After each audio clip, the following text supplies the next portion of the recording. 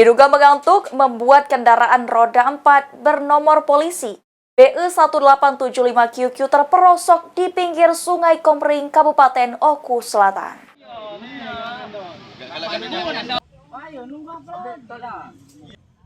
Diduga sopir dalam kondisi mengantuk, sebuah mobil Daihatsu Xenia dengan nomor polisi BE1875QQ bermuatan penumpang terperosok ke jurang di Kelurahan Kisau, Kecamatan Muara II, Kabupaten Ogan Komering Ulu Selatan.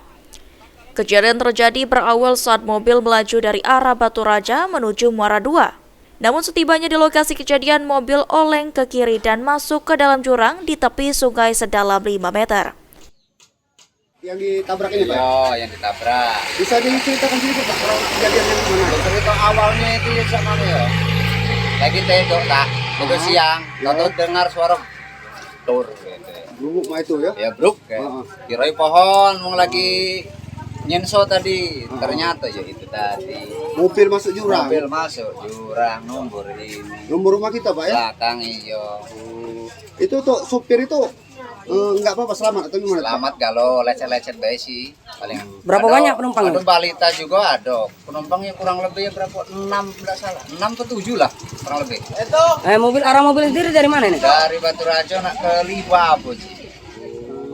Beruntung tidak ada korban jiwa dalam kejadian ini. Untuk mengevakuasi kendaraan dari dalam jurang, personil Satlantas Polres Oku Selatan dibantu warga sekitar menarik mobil menggunakan kendaraan warga setempat.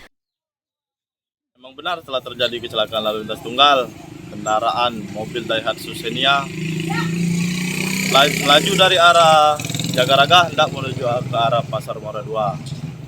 Di TKP diduga mobil tersebut oleng ke kiri dan menabrak tiang teras rumah warga, sehingga kemudian masuk ke dalam jurang sekitar kedalaman 5 meter.